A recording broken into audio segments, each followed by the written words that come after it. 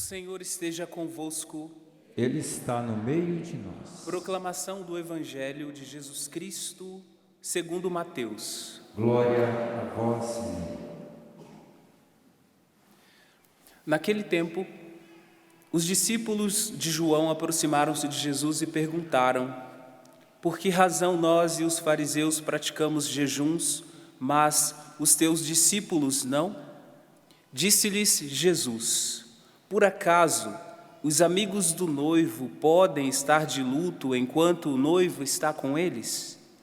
Dias virão em que o noivo será tirado do meio deles. Então, sim, eles jejuarão. Ninguém põe remendo de pano velho em roupa velha, porque o remendo repuxa a roupa e o rasgão fica maior ainda. Também não se põe vinho novo em odres velhos, senão os odres se arrebentam, o vinho se derrama e os odres se perdem. Mas vinho novo se põe em odres novos, e assim os dois se conservam. Palavra da salvação. Glória a vós, Senhor. Louvar o Senhor, porque é bom. Louvai o Senhor, porque é bom. Louvai. Irmãos e irmãs, no contexto deste acampamento que estamos vivendo neste fim de semana da cura da mente ansiosa, nós vimos estes gestos, essas atitudes na primeira leitura, sobretudo de Rebeca e Isaac, que nós poderíamos contestar, por um momento. Mesmo em meio a enganos, nós devemos ter a certeza. Enganos e também em meio a essas tramas humanas, Deus age para cumprir os seus desígnios. Então nós devemos ter essa ideia firmemente gravada em nossa mente, em nossa razão, mas também como sentimento em nosso coração. A vontade de Deus se cumpre. A providência de Deus rege todas as realidades, todas as coisas. Deus age para cumprir seus desígnios e conduzir a alma à comunhão com Ele. Então, nossas falhas não anulam a providência divina. Assim como aquela atitude de Rebeca ali, de aparentemente, eu já vou explicar um pouco sobre esse assunto, enganar Isaac para que a bênção chegasse a Jacó. Parece uma trama humana, mas ali estava também a mão providente de Deus. Deus não ordena o engano, mas age apesar dele.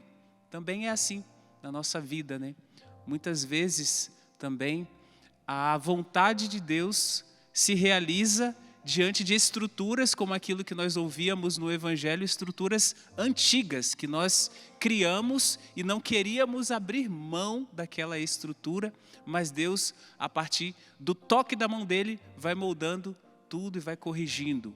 Por exemplo, devíamos pensar quando falamos da ansiedade, essa questão de ansiedade, existem dois modos de vermos a ansiedade.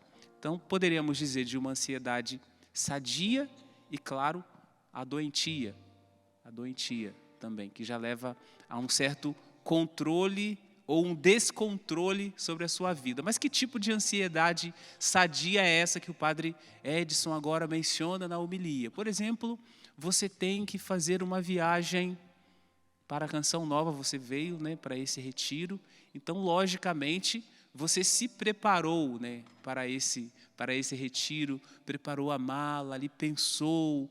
Então, nos coloca assim no âmbito de certa prudência e de certa preparação saudável também. O que não influencia a sua existência, o que não influencia o seu convívio familiar, o seu convívio ali no trabalho. Então, você continua a trabalhar normalmente, deita ali a cabeça no travesseiro e dorme, de maneira tranquilamente, porque é uma ansiedade sadia, parte da existência humana. Então, todos nós aqui, sem exceção, todas as pessoas que estão reunidas neste santuário e todas as pessoas que nos acompanham também pelos meios de comunicação, têm algum grau de ansiedade, tá bom? Todo mundo. Então, isso faz parte do contexto da existência humana. E de que tipo de ansiedade que nós falamos neste acampamento, do qual nós queremos que sejamos de fato curados, né, daquela mente ansiosa. Logicamente, é aquela que gera descontrole. Sobre a ansiedade sadia, 3 outras palavras também deveríamos ter em mente. Ela nos coloca em plena atenção para a realidade, então isso é sadio para os acontecimentos. Então você vai dormir, você vai lá, vai trancar a porta, né? Porque pode ser perigoso. Também é prudência, então você caminha com prudência, prontidão, mas também certa vigilância. Mas é importante, vigilância é até bíblico, né? Até nós escutamos ali constantemente aquela ordem que nos é dada, né? Vigiai e orar. Então, se colocar em vigilância também é um processo natural de ansiedade. Não é isso? Então, quando falamos essa palavra, não põe assim no seu coração como sempre se fosse uma coisa de outro mundo. Ela se manifesta de diversas formas. Alguns manifestam ansiedade não parando de fazer nada nunca. Então é aquele tipo de pessoa que abriu os olhos, está sempre fazendo alguma coisa. Não tem nada, às vezes já terminou de limpar, mas ela vai caçar alguma coisinha para fazer, porque ela não se suporta, vamos pensar assim, não suporta ficar parada, não suporta o silêncio. E algumas pessoas, às vezes a manifestação seja fugindo da realidade, fugindo das situações, se escondendo, não querendo ver ninguém. Eu não gosto de gente, ver gente demais me deixa, não fico muito bem. Então é um tipo de ansiedade. Então ver gente demais te deixa um pouco, te tira do controle, tira você da realidade, tá bom? Mas o que eu preparei para vocês nesta homilia é sobre a ansiedade de uma das personagens da primeira leitura, a ansiedade de Rebeca. Como que começou, né? Então, nós víamos neste texto que, já antes deste texto, alguns versículos antes, havia um oráculo divino sobre Jacó, o filho mais novo. E foi dito a Rebeca ali: o mais novo servirá ao mais velho. Só que, ao longo dos acontecimentos, tudo que ela foi vendo e vivendo, parecia que isso não ia acontecer, porque nos relatos de hoje, Isaac tinha um coração profundamente ligado e voltado para o filho mais velho, primogênito. Então ele estava vinculado a essa estrutura, né, cultural. A bênção é para o mais velho, o primogênito. Então ela começou a surgir no coração de Rebeca esse processo de ansiedade diante da promessa que Deus havia feito para ela. Então, como nós vamos identificar a ansiedade de Rebeca diante do fato de tudo aquilo que ela planejou para que a bênção fosse para Jacó e não para Esaú? Rebeca recebeu uma palavra clara de Deus. Gênesis 25, capítulo 23, o mais velho servirá o mais novo. Então, lembra que nós falávamos da providência divina, da graça de Deus que age, apesar de nós, apesar de nossas imperfeições, apesar de nossos pecados. Então vamos repetir juntos, repita junto com o padre: o mais velho servirá ao mais novo. E vocês perceberam que no Evangelho também falava de vinho novo, de vinho velho, odres novos, também odre novo, roupa nova, remendo de roupa nova em roupa velha, ali. O contexto do Evangelho de São Mateus é para criticar as estruturas do tempo de Jesus, as estruturas ali farisaicas, as estruturas judaicas, que não se abriam ao novo, que era o Evangelho que Jesus anunciava, a boa notícia trazida por Jesus. Então, quando se diz vinho novo, ali no contexto do Evangelho, é a boa nova, a boa notícia, que nos alcançou neste tempo, que nos transformou neste tempo que trouxe você aqui na Canção Nova neste tempo, porque você não está aqui por conta de uma velha notícia, por conta do vinho velho, você está aqui por conta do vinho novo. Então também este jogo de palavras, né, novo e velho, nós vemos no Evangelho, como está também na primeira leitura, o irmão mais velho, Esaú, que tem direito à primogenitura, e o mais novo, Jacó, o filho da promessa. Então, na oração lá, quando fazemos a oração ali, a bênção de Abraão e tudo, nós somos Deus de Abraão, de Isaac e de Jacó. Então, nós somos herdeiros desta bênção e desta trama gerenciada pela mulher, na primeira leitura de hoje, gerenciada por Rebeca. O mais velho servirá ao mais novo. Vamos repetir então para voltar nesse contexto? Então, ela crê firmemente nesta palavra anunciada, guarda essa palavra no coração, mas os anos passam e nada dessa profecia se cumprir. Então, ela ouve Isaac dizer que vai abençoar Esaú, que é o início do texto de hoje. Hoje foi uma primeira leitura um pouco longa, então tem muitos detalhes ali.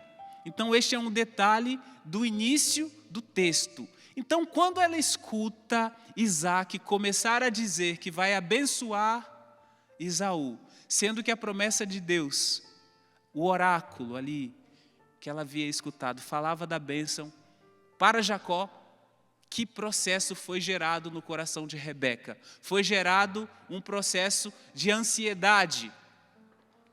Um processo de ansiedade quase desesperadora, assim. Porque, de certa forma, a ansiedade coloca em nós também um desejo de controlar a realidade, de controlar as situações, de controlar o tempo, mas esse desejo de controlar tudo, nós acabamos ficando descontrolados. Aí fica em pânico, aí paralisa, não consegue respirar, sai correndo, fica esbranquiçado, quer controlar tanto e fica descontrolado ou descontrolada.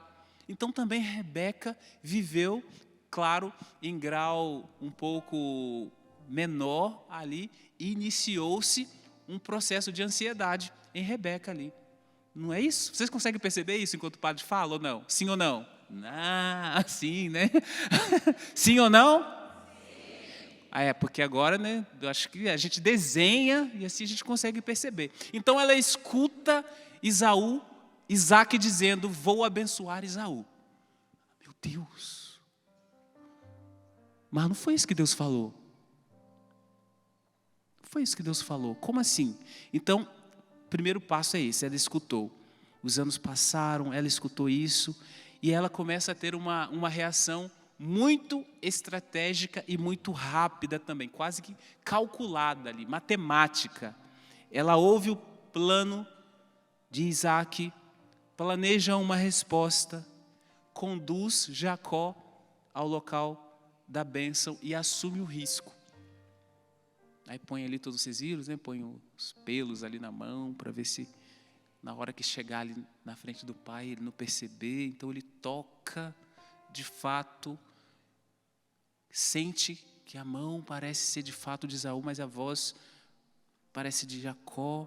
Aqui ela age movida por fé? Então diríamos que sim, mas por uma forma de ansiedade no contexto do nosso acampamento controladora. Então ela quer controlar a situação, mas vejam, isso acontece também no nosso processo e na nossa vida de relacionamento com Deus, na nossa espiritualidade. Quantas vezes, ao invés de mantermos uma espiritualidade de comunhão com Deus, nós queremos viver uma espiritualidade onde eu controlo Deus. Ela já tinha escutado o oráculo, ela já tinha escutado a promessa, sabia que ia acontecer de alguma forma, mas Deus está demorando demais. Então ela se coloca como protagonista. Então aqui tem certo limite. Ela se coloca como protagonista e acima do que Deus havia revelado. Mas eu já dei um spoiler ali para vocês no início, dizendo, assim como o Papa Bento já falava, Deus sabe trabalhar com instrumentos insuficientes, mas Ele também sabe trabalhar e agir, apesar de não ordenar o engano, Ele age apesar dele. Então, vamos ver os próximos passos da Rebeca ansiosa e controladora. Ela toma nas próprias mãos a realização da promessa. Ela toma nas mãos a realização da promessa. Como se Deus precisasse de ajuda para cumprir a sua palavra. Quantas vezes nós também pensamos que Deus precisa de certa ajuda para realizar algo que você pediu? Ai, Deus, eu vou te ajudar então, vou ficar mais tempo ajoelhado. Eu vou te ajudar. Por que você não me escuta? Na verdade, a oração nos trabalha na confiança. A oração é escola de esperança. Não escola de controle. Não escola de manipulação. Deus não é uma marionete em que você põe aqui nos seus dedos, eu te controlo. Agora você vai me dar isso. Isso. Ah, meu filho está sofrendo, agora você vai tirar. Aí, quando você não consegue manipular Deus, e aí você começa a sofrer. E começa a culpar Deus ainda. Porque a sua manipulação não funcionou. Parece-me que Rebeca também estava vivendo essa realidade. Deus precisava da ajuda dela para que a palavra se cumprisse? Bem, dentro do desespero e da ansiedade dela, era somente isso que ela tinha em mente. Então aqui vejam que em minha fala eu ressalto aspectos positivos, mas é claro que também tem alguns aspectos negativos deste processo ansioso de Rebeca na primeira leitura de hoje, neste texto que nós acabamos de escutar. Tá bom? Então, estão aqui mesclados as duas realidades. Então, vocês têm como tarefa fazer a separação aí. Isso aqui é positivo, isso aqui é negativo. Mas, no final, a gente consegue arrematar tudo isso que nós estamos refletindo nesta tarde. Agora, vamos pensar um pouco, como definição, falávamos no início ali da ansiedade, mas num sentido assim, bem amplo, né, como uma definição ampla. O que é ansiedade? É uma resposta humana ao que ainda não aconteceu, mas poderia acontecer. Tá certo? Ainda não aconteceu, mas poderia acontecer. É uma resposta humana. E essa resposta humana, então ela pode ser sadia ou pode ser uma resposta humana doentia. Tá certo?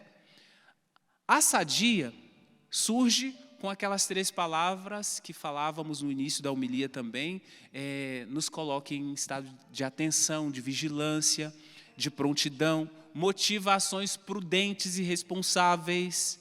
Por exemplo, agora vamos pensar Rebeca mais uma vez. Ela ouviu ali a palavra de Isaac, ela observou e ela interpretou. Então teve alguma dificuldade no processo da interpretação. Nossa, ela ouviu Isaac dizendo, vou abençoar Esaú. Então, o limite para a Rebeca entra aqui neste processo da interpretação. Interpretou, decidiu proteger a promessa, como aí aqui nós poderíamos dar uma definição positiva também. Em seu desespero interior, em sua ansiedade interior, na verdade, Rebeca agia por um excessivo zelo espiritual. Ela zelava pela palavra de Deus que escutou, apesar também nós, às vezes, enfiamos os pés, trocamos os pés ali pelas mãos, nos antecipamos, colocamos tudo a perder, estamos rezando, trabalhando pela conversão dos filhos, quando está quase tudo dando certo, a gente vai lá e chuta tudo, insiste, força demais, aí o cara retrai, porque às vezes nós queremos ser sujeitos, ser o sujeito da ação, mas é Deus que é o sujeito. Tá bom? Ansiedade, como esta resposta humana ao que poderia acontecer, mas que ainda não aconteceu. Então eu posso responder de maneira sadia ou maneira doentia, seja no matrimônio, na vida sacerdotal, na vocação também. Vocação também é um processo de muitas ansiedades, né? Tem também uma promessa, como teve a promessa para Rebeca, mas o cumprimento às vezes parece tão distante que também nós procuramos assim estratégias para ver se isso se cumpre de maneira mais rápida. Ansiedade doentia, quais são as características? Primeiramente, é compulsiva e controladora.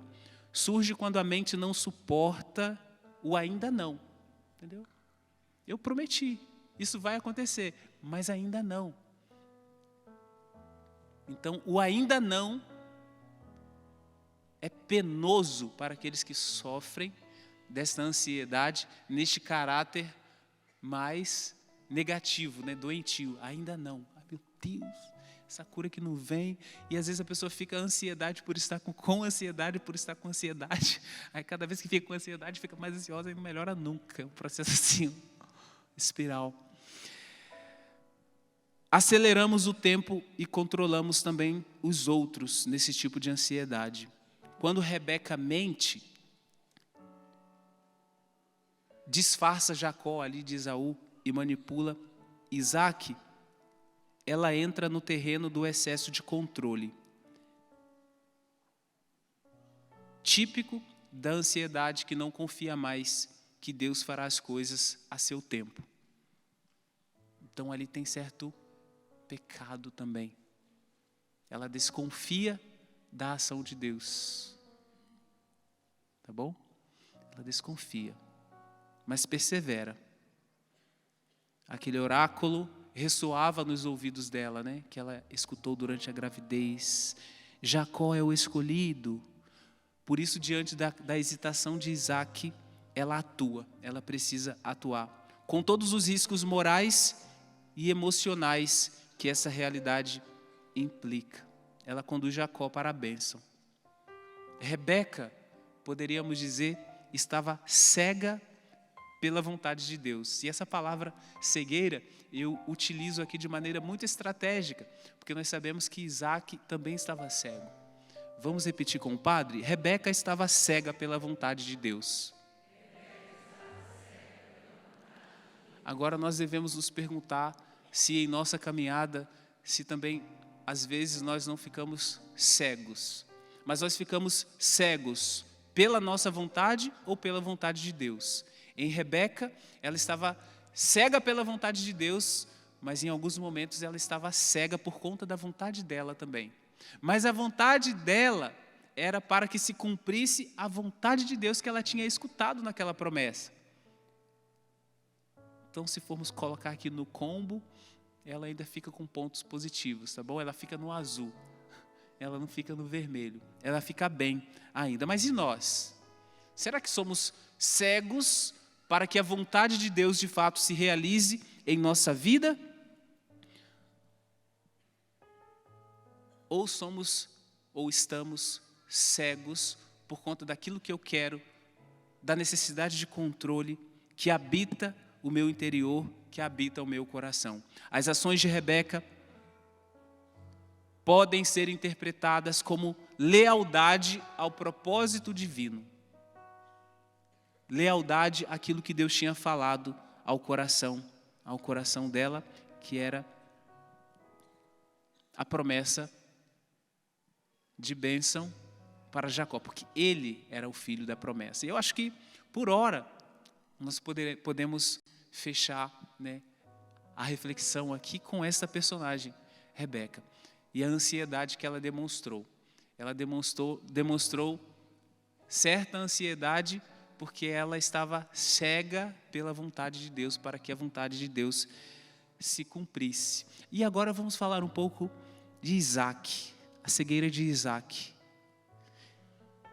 Ele estava cego para o mistério de Deus, porque enquanto casal, então ele sabia muito bem das promessas para o filho mais novo.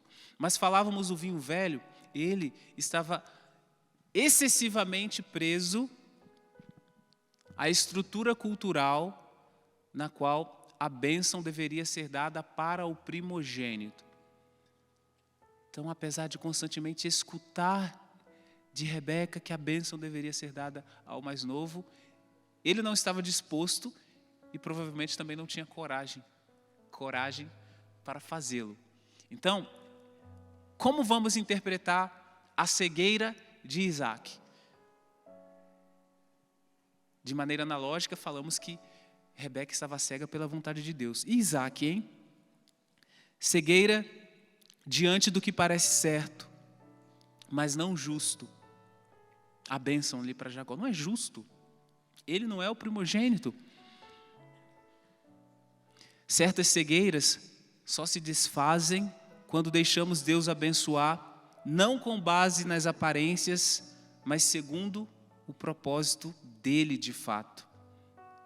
A cegueira de Isaac simboliza o drama interior de um pai que vê com os olhos do afeto apenas.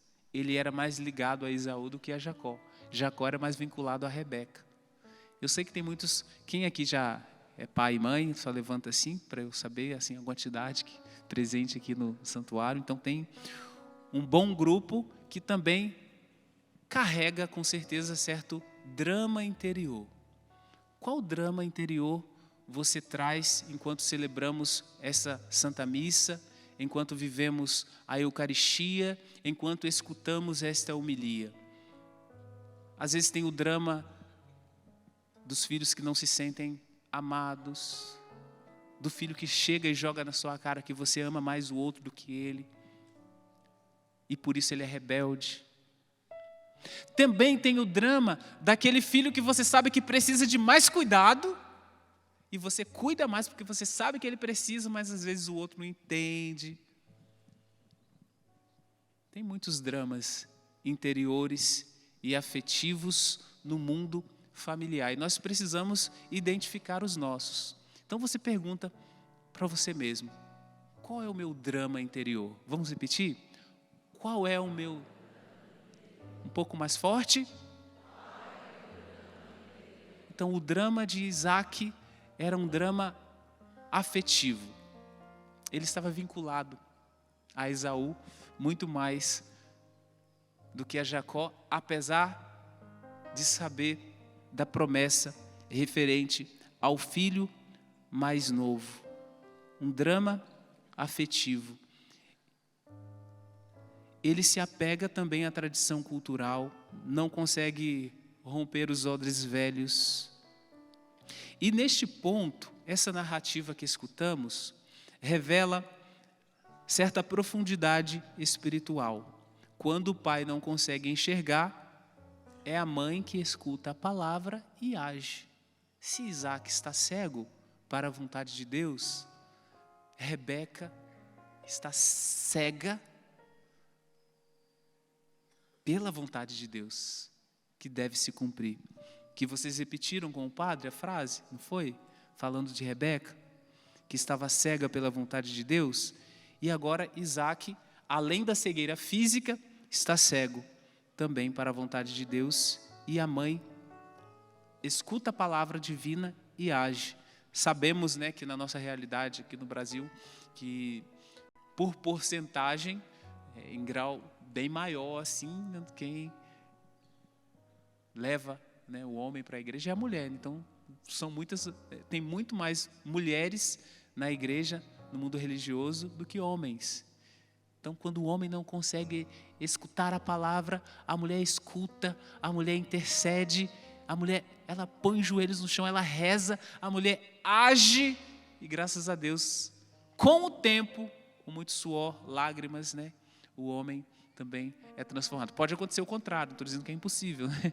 Acontece, mas em grau muito maior, assim, na proporção bem maior, são as mulheres que agem também como Rebeca agiu. Então, essa leitura neste sábado é muito providencial. Está neste contexto, nessa circunstância na qual estamos aqui, da cura da mente ansiosa. Então Deus vem agindo, vem revelando nossas ansiedades sadias ou doentias, e com um toque da mão ali vai cuidando. No silêncio da tenda, entre o cheiro das caças, né, de Esaú, e o calor do entardecer, Isaac encontra-se diante de uma tensão profunda. Uma tensão existencial. Tenso. Quantas tensões nós temos ao longo da nossa existência. E diante de um dilema moral, de um pai dividido entre o filho, no qual ele ama, por afinidade natural, e aquele filho que Deus escolheu. Eu prefiro Esaú, mas Deus quer a bênção para Jacó. Então agora ele está aqui numa tensão, coitado. Eu não queria estar no lugar dele. Esaú, o caçador forte, era o filho preferido.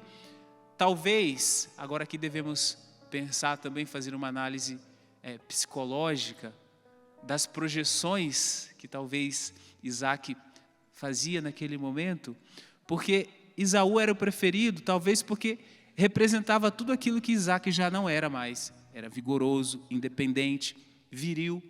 E Jacó, por outro lado, era o filho discreto, mais ligado à mãe, mais contemplativo, um pouco diferente daquilo que Isaac esperava, mas ele era o eleito.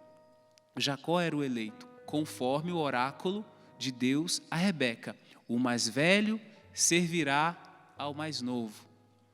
Porque nós somos tentados, quando escutamos esse texto, a ficarmos apenas ali, nossa, mas ela está enganando, ela vai conseguir a bênção passando por mentira, por enganação, mas esquecemos que tinha um oráculo antes. Então, se lermos com a chave de leitura da revelação feita por Deus, tudo fica mais leve. Então, não vamos fazer assim tantas análises apenas no contexto moral. O mais velho servirá o mais novo. Isaac, cego, toca Jacó e hesita e diz: a voz é de Jacó, mas as mãos são de Esaú.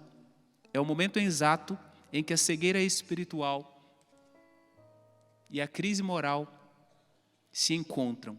Isaac está entre duas verdades. A verdade dos sentidos, ali, as mãos, ele toca, o cheiro, e a verdade da voz, a identidade interior de Jacó. Então, nesse dilema, ele opta por confiar e entrega a bênção.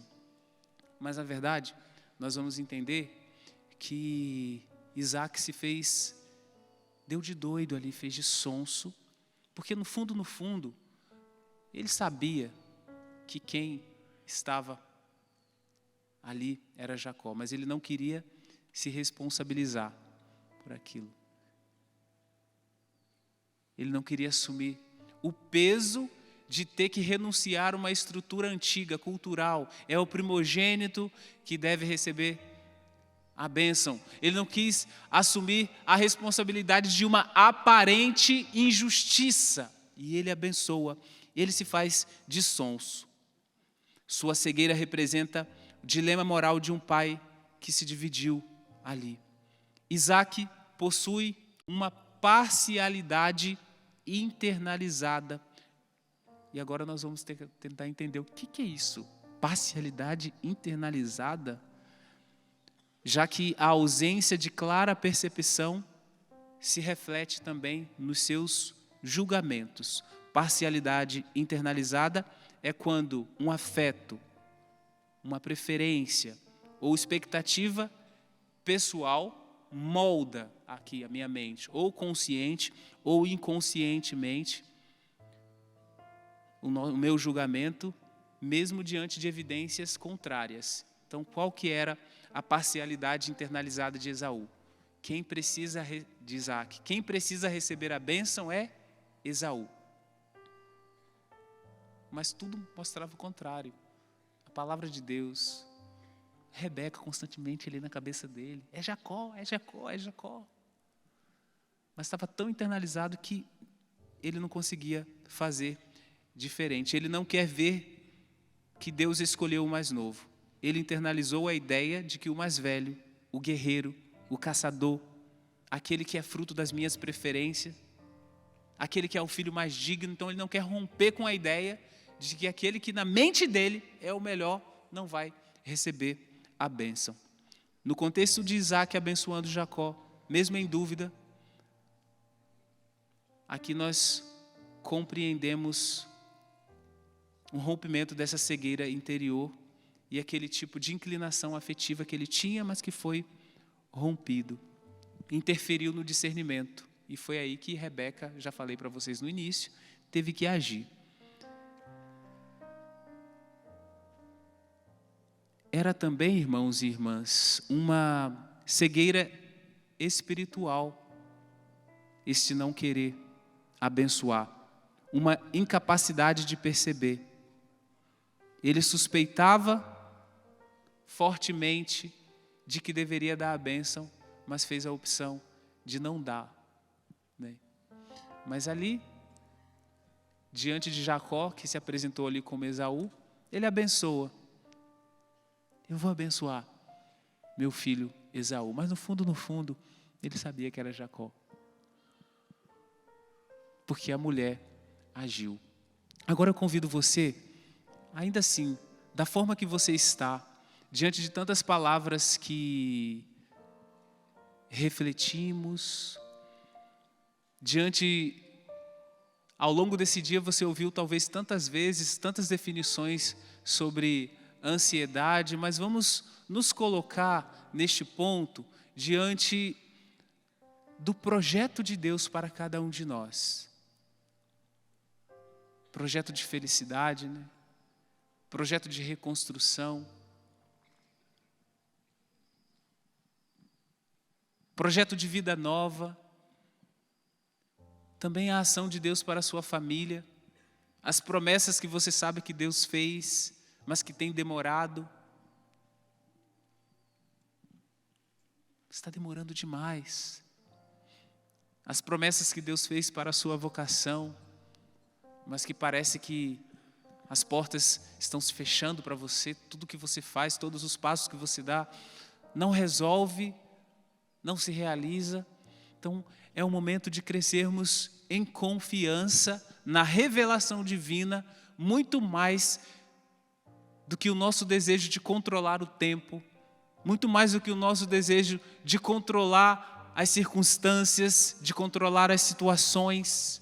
Vamos ficar de pé agora, com uma atitude de prontidão, quem sabe para que, como Rebeca, na leitura que escutamos, para que tenhamos sede da vontade de Deus, não cegueira. Ela ficou cega, que ela fez o que estava pela frente, o que podia fazer para que a vontade de Deus se realizasse. Mas o que nós queremos pedir ao final desta homilia é sede pela vontade de Deus.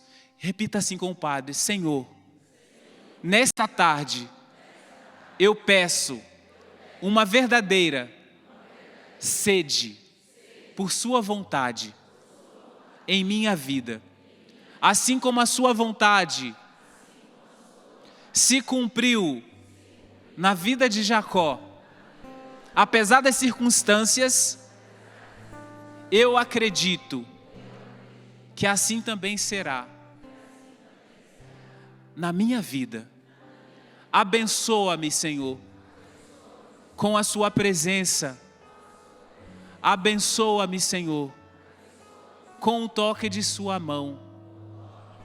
Molda-me, Senhor, segundo o seu coração, para que eu seja renovado, restaurado, reconstruído, abençoado. Vamos cantar então, ao final desta homilia, permitindo que a ação de Deus nos insira em oração, nos insira neste clima de bênção que vimos na primeira leitura, mas que também nós somos alcançados. E a bênção do Senhor nos tira daquelas ansiedades que tiram o nosso controle porque são doentias. Não estão no âmbito daquelas sadias, que gera vigilância, prontidão, desejo de acertar, mas desejo de controle. E nesse desejo de controlar tudo, eu fico descontrolado. eu fico perdido. Mas é o Espírito Santo de Deus que vem, paira sobre nós, sobre este ambiente. E como na criação, o Espírito pairava ali sobre o caos e ordenou todas as coisas, pairava ali sobre as águas, e ali Deus foi realizando a criação. Também assim, o Senhor cria realidades novas em nossa vida, realidades novas em nossos vazios, no caos que estava a sua vida, no caos que estava a sua família, no caos que estava o seu matrimônio. A presença de Deus restaura tudo. A mão do Senhor que nos moldou no ventre de nossa mãe, também nos molda agora, nos reconstruindo, nos restaurando. Aquelas feridas que você foi adquirindo ao longo da sua vida, as feridas que você adquiriu por decepções, por traições, são sanadas pelo toque da mão de Deus. Esse ambiente é um ambiente sagrado. Enquanto nos colocamos, Senhor, diante da sua palavra que nos movimenta, diante de sua palavra que nos direciona, nós somos, Senhor, inseridos no vinho novo. Nós não somos, Senhor Deus, odres velhos, estruturas rígidas, não moldáveis. Agora, como barro, nós nos colocamos assim na sua presença. Senhor, cantemos.